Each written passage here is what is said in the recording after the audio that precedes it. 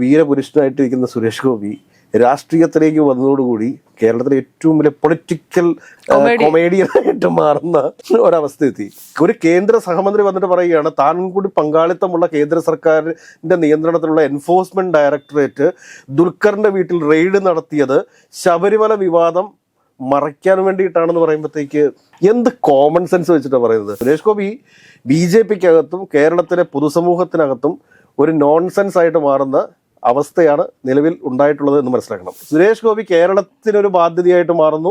ഒരു പ്രാവശ്യമേ മലയാളിക്ക് അബദ്ധം പറ്റത്തുള്ളൂ. അടുത്ത പ്രാവശ്യം ഒരു തരത്തിലും മലയാളിക്ക് അബദ്ധം പറ്റില്ല എന്ന് നമുക്ക് കരുതാം. നമസ്കാരം. സുരേഷ് ഗോപി രാഷ്ട്രീയത്തിൽ ഇറങ്ങിയതിനു ശേഷം ഒരു സിനിമ പോലെയാണ് പുള്ളി അത് അഭിനയിച്ചു തീർക്കുന്നത്. എല്ലാ ദിവസവും അഭിനയമാണ്. ഓരോ ദിവസം ഇപ്പൊ കലിംഗ സമ്മേളനം പുള്ളി രാജാവും ബാക്കി എല്ലാവരും പുള്ളിയെ കാണാൻ വന്ന പ്രജകളും ഒക്കെ ആയിട്ടാണ്. എങ്ങനെയാണ് സുരേഷ് ഗോപിയുടെ രാഷ്ട്രീയം മുന്നോട്ട് പോകുന്നത്? ഇനി ഒരു ഭാവി സുരേഷ് ഗോപിക്ക് രാഷ്ട്രീയത്തിൽ ഉണ്ടാകുമോ? പണ്ട് ജനാർദ്ദനൊക്കെ മലയാള സിനിമയില് ഭയങ്കര വലിയ വില്ലനായിരുന്നു.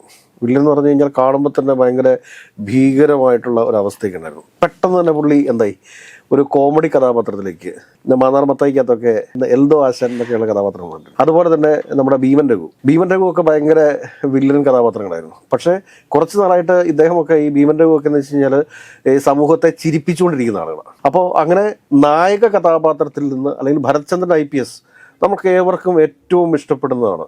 ഈ കമ്മീഷണറിനകത്ത് ഭരത്ചന്ദ്രൻ്റെ ഇൻട്രോയേക്കാൾ നമ്മൾ ഇഷ്ടപ്പെട്ടത് ഭരത്ചന്ദ്രൻ IPSലെ ഭരത്ചന്ദ്രൻ്റെ ഇൻട്രോ ആയിരുന്നു. അത് ഭയങ്കരമായിട്ട് കയ്യടി നേടിയിരുന്നു. കാരണം ഒരു സമയത്ത് സുരേഷ് ഗോപി ഇല്ലാണ്ടായി പോയ സമയത്ത് നിന്ന് വീണ്ടും രണ്ടാം ജനനമായിരുന്നു ഭരത്ചന്ദ്രൻ. ജനിച്ചത് കമ്മീഷണറിലെ ഭരത്ചന്ദ്രൻ IPSലൂടെയാണെങ്കിൽ രണ്ടാമത്തെ ഭരത്ചന്ദ്രൻ IPS എന്ന സിനിമയിലൂടെയാണ് സുരേഷ് ഗോപിയുടെ രണ്ടാം ജനനം നടന്നത് എന്ന് തന്നെ പറയേണ്ടി വരും. പക്ഷേ അങ്ങനെ വീരപുരുഷനായിട്ടിരിക്കുന്ന സുരേഷ് ഗോപി രാഷ്ട്രീയത്തിലേക്ക് വന്നതോടുകൂടി കേരളത്തിലെ ഏറ്റവും വലിയ പൊളിറ്റിക്കൽ കൊമേഡിയനായിട്ട് മാറുന്ന ഒരവസ്ഥ എത്തി. ഈ ഗതികെട്ടായിട്ട് അവസാനം എന്താ സംഭവിച്ചെന്നറിയോ? കഴിഞ്ഞ പ്രാവശ്യം JP നദ്ദ BJPയുടെ ദേശീയ പ്രസിഡന്റ് പങ്കെടുത്ത സംസ്ഥാന കമ്മിറ്റിയിൽ ഈ മനുഷ്യനെ നിയന്ത്രിച്ചില്ലെങ്കിൽ കേരളത്തിലെ BJP നാണം കെട്ട് പോകുമെന്ന് വരെ പറയേണ്ട അവസ്ഥയുണ്ടായി. ഒരു വശത്ത് സംസ്ഥാന പ്രസിഡന്റിന് സംസാരിക്കുന്ന മലയാളമാണോ മംഗ്ലീഷാണോ ഏത് ഭാഷയാണെന്നോ ആർക്കും തിരിച്ചറിയത്തില്ല. ഏതാണ്ടൊക്കെ എന്തൊക്കെ വിളിച്ചു പറയുന്നത്. കാരണം ഒരു മാധ്യമ പ്രവർത്തകരോടൊക്കെ തട്ടിക്കയറി നമ്മൾ കണ്ടതാണ്. പിന്നെ ലൂസിഫറിലെ പ്രശസ്തമായ ഡയലോഗ് എടുത്ത് വീശി പൊളിഞ്ഞ് പാളീസായത് നമ്മൾ കണ്ടതാണ്. കാരണം അതൊന്നും രാഷ്ട്രീയക്കാരനല്ല എന്ന് പറഞ്ഞാൽ സുരേഷ് ഗോപിയുടെ ഏറ്റവും അടുത്ത കാലത്തെ തമാശ എന്താണ് എന്ന് ചോദിച്ചു കഴിഞ്ഞാൽ ദുൽഖറിന്റെ വീട്ടിൽ നടന്നിട്ടുള്ള റെയ്ഡ്, ED റെയ്ഡ്, അത് EDയുടെ റെയ്ഡാണെന്ന് വിചാരിക്കണേ, അത് ശബരിമല വിവാദത്തെ മറയ്ക്കാൻ വേണ്ടിയിട്ടുള്ളതാണ്. പാവം മണ്ടൻ സുരേഷ് ഗോപി ചേട്ടന് അല്ലെങ്കിൽ നമ്മുടെയൊക്കെ കമ്മീഷണർ സുരേഷ് ഗോപിക്ക് ED ആരുടെ നിയന്ത്രണത്തിൽ വരുന്ന സ്ഥാപനമാണ് എന്നുള്ള സാമാന്യ ബോധം പോലും ഇല്ലാന്ന് ഒന്ന് ആലോചിച്ച് നോക്കി. ഒരു കേന്ദ്ര സഹമന്ത്രി വന്നിട്ട് പറയുകയാണ് തൻ്റെ കേന്ദ്ര സർക്കാരിന്, അതായത് താൻ കൂടി പങ്കാളിത്തമുള്ള കേന്ദ്ര സർക്കാരിന്റെ നിയന്ത്രണത്തിലുള്ള എൻഫോഴ്സ്മെന്റ് ഡയറക്ടറേറ്റ് ദുൽഖറിന്റെ വീട്ടിൽ റെയ്ഡ് നടത്തിയത് ശബരിമല വിവാദം മറയ്ക്കാൻ വേണ്ടിയിട്ടാണെന്ന് പറയുമ്പോഴത്തേക്ക് ഒന്ന് ആലോചിച്ച് നോക്കി.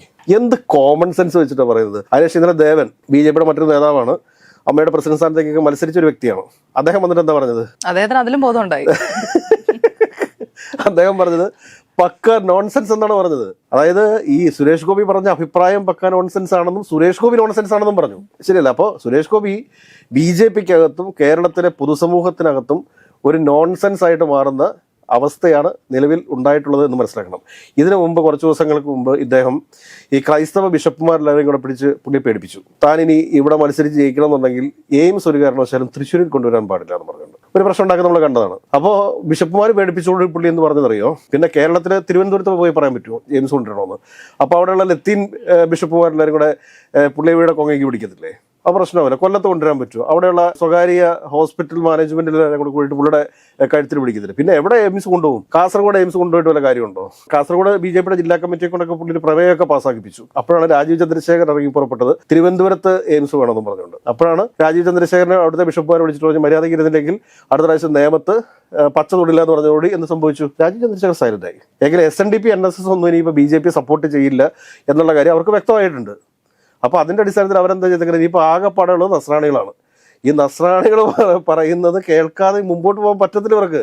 അപ്പൊ അതിന്റെ അടിസ്ഥാനത്തിൽ ഈ പുള്ളിക്കാരൻ പറഞ്ഞത് എന്താണ്, ആലപ്പുഴയിൽ എയിംസ് വേണം. ഇത് എന്തെങ്കിലും ഒരു പഠനത്തിന്റെ അടിസ്ഥാനത്തിലൊന്നും പറയുന്നതല്ല. നമ്മളൊക്കെ അതോടൊപ്പം തന്നെ മറ്റാളുകളും ഒക്കെ സംശയിച്ചെന്താണ്, തൃശ്ശൂർ ഏതൊക്കെയാണ് അടുത്ത പ്രാവശ്യം 2029 നടക്കാൻ പോകുന്ന തെരഞ്ഞെടുപ്പിൽ സുരേഷ് ഗോപിക്ക് സീറ്റ് കിട്ടുമോ എന്നുള്ള സംശയമാണ്. ജയിക്കില്ല എന്നുള്ളൊരു സത്യമാണ്. അപ്പൊ അങ്ങനെ വരുമ്പോഴത്തേക്ക് ഏകദേശം ശോഭാ സുരേന്ദ്രൻ ആലപ്പുഴയിൽ പോയിട്ട് 3 ലക്ഷത്തോളം വോട്ടൊക്കെ 2024 തെരഞ്ഞെടുപ്പിൽ പിടിച്ചിട്ടുള്ളതാണ്. പിന്നെ സിനിമാ നടൻ എന്നുള്ള ഒരു രീതിയിൽ കുറച്ച് വോട്ടുകൾ കൂടി സമാഹരിച്ച് 2029 ആലപ്പുഴയിൽ പോയി മത്സരിക്കാനുള്ള ഒരു പ്ലാനിന്റെ തുടക്കമാണ് എന്നൊക്കെ നമ്മൾ കരുതിയിരുന്നു. പക്ഷെ അതൊന്നും അല്ല, സത്യം അതൊന്നുമല്ല, ബിഷപ്പുമാരുടെ ഭീഷണി തന്നെയാണ്. അത് കഴിഞ്ഞതിന് ശേഷം ഇത് അദ്ദേഹം ഈ കലുങ്ക് ചർച്ചയിൽ ഈ കലുങ്ക് കണ്ടെത്തുന്നതൊക്കെ വളരെ മിടുക്കാണ്. പക്ഷേ ഈ കലുങ്കുമായി ബന്ധപ്പെടുത്തി നമ്മുടെ പപ്പുവിന് ഒരു ബന്ധമുണ്ട്. മണിച്ചിത്രത്താഴ് സിനിമയ്ക്കകത്ത് പപ്പു കലുങ്കിന്റെ മേളില് ചെമ്പരത്തിപ്പൂവും വെച്ചിരിക്കുന്ന ഇതൊക്കെയാണ് നമുക്ക് ഈ കലുങ്കിന്റെ മുകളിൽ കയറിയിരിക്കുന്ന സുരേഷ് ഗോപിയെ കാണുമ്പോൾ നമുക്ക് ഓർമ്മ വരിക. അപ്പൊ ഈ സുരേഷ് ഗോപി ചെയ്യുന്നത് എന്താ വെച്ചാൽ, ഇത് പല BJP-ക്കാർ തന്നെ പറയുവാണെന്നേ, ഈ അദ്ദേഹത്തിന് ഇടതും വലതും ഇരിക്കുന്ന ശരിയല്ല, അദ്ദേഹത്തിന്റെ ഇടതും വലതും ഇരിക്കുന്ന BJP-ക്കാർ തന്നെ നമ്മളുമായിട്ടൊക്കെ സംസാരിക്കുന്ന സമയത്ത് പറയുന്നത് എന്താ അറിയാമോ, ഇത് സഹിക്കാൻ പറ്റത്തില്ല, അസഹനീയമാണ് ഇദ്ദേഹത്തിന്റെ ഇതെന്നാണ് പറയുന്നത്. ഈ മാധ്യമങ്ങളൊക്കെ കഴിഞ്ഞ ആഴ്ചത്തെ പ്രധാനപ്പെട്ട ചർച്ച എന്തായിരുന്നു, എന്റെ കടപ്പാട് പ്രജകളോടാണെന്ന്. മിസ്റ്റർ സുരേഷ് ഗോപി, താങ്കളൊരു കാര്യം മനസ്സിലാക്കണ്ടേ, ഈ പ്രജയും രാജാവും എന്നുള്ള കോൺസെപ്റ്റ് ഒക്കെ ഇവിടെ ഒരുപാട് ആളുകൾ നടത്തിയ പോരാട്ടത്തിന്റെയും സമരത്തിന്റെയും ഫലമായിട്ടാണ് പ്രജ എന്ന പദം ഈ കേരളത്തിൽ നിന്നും എടുത്ത് അറബിക്കടലിൽ എറിഞ്ഞത്. ആ യാഥാർത്ഥ്യം മനസ്സിലാക്കേണ്ട സുരേഷ് ഗോപി. അതല്ലാതെ കണ്ട് ഇന്നലെ രാവിലെ സിനിമയിൽ നിന്നും രാഷ്ട്രീയത്തിലേക്ക് വന്നു, എന്തൊക്കെയോ കാട്ടിക്കൂട്ടി വോട്ട് കട്ടെടുത്ത് തൃശ്ശൂരിൽ വിജയം നേടി എന്ന് കരുതി ഇവിടെ വന്നിട്ട് രാജാവ് കളിക്കാൻ ശ്രമിക്കുകയാണോ സുരേഷ് ഗോപി? സുരേഷ് ഗോപി ആരെങ്കിലും ഇവിടെ രാജാവായിട്ട് അംഗീകരിക്കുമോ? പ്രജകളുണ്ടോ ഇവിടെ?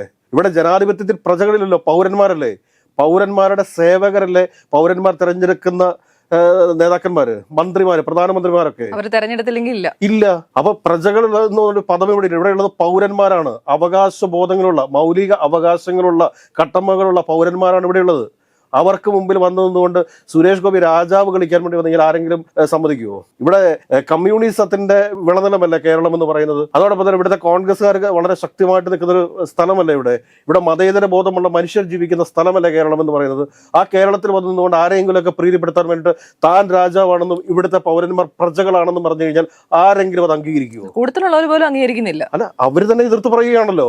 അതുകൊണ്ടാണല്ലോ കഴിഞ്ഞ സംസ്ഥാന കമ്മിറ്റിയിൽ സുരേഷ് ഗോപിയെ കൊണ്ട് സഹിക്കാൻ വയ്യ, അസഹനീയമായിരിക്കുന്നു ഈ മനുഷ്യന്റെ പെരുമാറ്റം എന്ന് വിളിച്ചു പറയേണ്ടി വന്നത്. ആരാണെന്ന് ഈ സുരേഷ് ഗോപി? ജനങ്ങൾ ഇദ്ദേഹത്തിന്റെ പടം കാണാൻ കയറിയില്ലായിരുന്നെങ്കിൽ ഇദ്ദേഹത്തിന്റെ പടം വിജയിക്കുമായിരുന്നു. ഇദ്ദേഹത്തിന്റെ ചില മാനറിസങ്ങളോട് ഇദ്ദേഹം മറ്റു പോലീസുകാരോടും രാഷ്ട്രീയക്കാരോടും ഒക്കെ പറയുന്ന ഡയലോഗുകൾ സിനിമകളിൽ കണ്ട് കൈയടിച്ചവരാണ് മലയാളികൾ. അല്ല, അത് തന്നെ പുറത്തിറങ്ങി പറഞ്ഞു കഴിഞ്ഞാൽ കൈയടി കിട്ടുമെന്നാണ് അദ്ദേഹം കരുതിയിട്ടുള്ളത്. അത് തെറ്റിദ്ധാരണയല്ലേ? കാരണം ഒരു കാര്യം മനസ്സിലാക്കുക, ഈ പോലീസുകാർക്ക് ഇടി കിട്ടുന്ന സമയത്ത് പൊതുജനങ്ങൾ കൈയടിക്കാറുണ്ട് സിനിമാശാലകളിൽ. ഈ സിനിമാ തിയേറ്ററുകളിൽ ഏതെങ്കിലും ഒരു സിനിമ, ആ സിനിമ ഇറങ്ങുന്ന സമയത്ത് ഈ പോലീസുകാർക്ക് ഇടിയിട്ട് തിരിച്ചു ആളുകൾ കിടന്ന് കൈയടിക്കും. അതിൽ നിന്ന് വ്യത്യസ്തമായിട്ട് ഒരു പോലീസ് കമ്മീഷണറുടെ വേഷത്തിൽ കമ്മീഷണർ എന്ന സിനിമയിൽ വരുന്നു. ആ സിനിമയിൽ രാഷ്ട്രീയക്കാരോട് നല്ല ജനങ്ങൾ പറയാൻ ആഗ്രഹിച്ചിരുന്ന ഡയലോഗുകൾ രഞ്ജിപ്പണിക്കർ എഴുതി കൊടുക്കുന്നു. ആ ഡയലോഗ് സുരേഷ് ഗോപി ആ സിനിമയിൽ പറയുന്നു, ആളുകളുടെ കൈയടി മേടിക്കുന്നു. അവിടെ തുടങ്ങി സുരേഷ് ഗോപിയുടെ ഒരു ജൈത്രയാത്രയായിരുന്നു. സുരേഷ് ഗോപി ആരാധിക്കാനായിട്ട് ഒരുപാട് ആളുകൾ കേരളത്തിലുണ്ടായി. ആ ഒരു ജനപ്രീതിയെ മുതലെടുത്തുകൊണ്ടാണ് സുരേഷ് ഗോപി രാഷ്ട്രീയത്തിലേക്ക് വന്നത്. പക്ഷെ രാഷ്ട്രീയത്തിൽ വന്നപ്പോഴും ഇദ്ദേഹം ഭരചന്ദ്രനായിട്ട് ജീവിക്കുകയാണെങ്കിൽ പിന്നെ എന്താണ് പറയാനുള്ളത്? KV ഗണേഷ് കുമാർ പറഞ്ഞതുപോലെ സുരേഷ് ഗോപി സഞ്ചരിക്കുന്ന കാറിന്റെ പുറകിൽ ഒരു കമ്മീഷണറുടെ ഒരു തൊപ്പി എടുത്തു വെക്കുമായിരുന്നു. കാരണം അത്രത്തോളം അല്പനാണ് ഇദ്ദേഹം എന്നാണ് പറയുന്നത്. കാരണം ഈ തടിയും പൊക്കവും മാത്രമേ ഉള്ളൂ, അതിനകത്ത് തലയ്ക്കകത്തൊന്നുമില്ല എന്നുള്ള രീതിയിലാണ് ആളുകൾ സംസാരിച്ചുകൊണ്ടിരിക്കുന്നത്. ശരിക്കും പറഞ്ഞു കഴിഞ്ഞാൽ കഴിഞ്ഞ ദിവസം സുരേഷ് ഗോപി നടത്തിയിട്ടുള്ള ആ ഒരു പ്രസ്താവനയെ കേരളത്തിലെ മാധ്യമങ്ങൾ വേണ്ട രീതിയിൽ വാർത്തയാക്കിയിട്ടില്ല. അങ്ങനെ വാർത്തയാക്കിയിരുന്നുവെങ്കിൽ BJP-ക്ക് കേരളത്തിൽ ശബരിമല വിവാദവുമായി ബന്ധപ്പെട്ട സമരത്തിന് ഇറങ്ങാൻ വേണ്ടി സാധിക്കത്തില്ലായിരുന്നു. ഇന്ന് കേരളത്തിന്റെ വിവിധ സ്ഥലങ്ങളിൽ, വിവിധ പ്രദേശങ്ങളിൽ BJP ശബരിമല വിവാദവുമായി ബന്ധപ്പെട്ട്, സ്വർണ്ണമോഷണവുമായി ബന്ധപ്പെട്ട് സമരത്തിന് ഇറങ്ങിയിരിക്കുകയാണ്. 6 ആഴ്ച കോടതിയുടെ വിധി വരാൻ വേണ്ടിയിട്ട് വെയിറ്റ് ചെയ്യാനുള്ള ഒരു ക്ഷമയൊന്നും അവർക്കില്ല.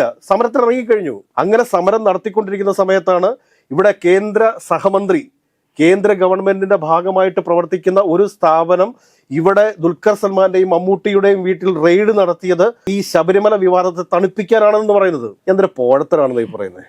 എന്ത് പോഴത്തരാണ് ഈ പറയുന്നത്? ഇതിനൊക്കെ ആരെങ്കിലും അംഗീകരിക്കുമോ? അപ്പോൾ സുരേഷ് ഗോപി കേരളത്തിനൊരു ബാധ്യതയായിട്ട് മാറുന്നു.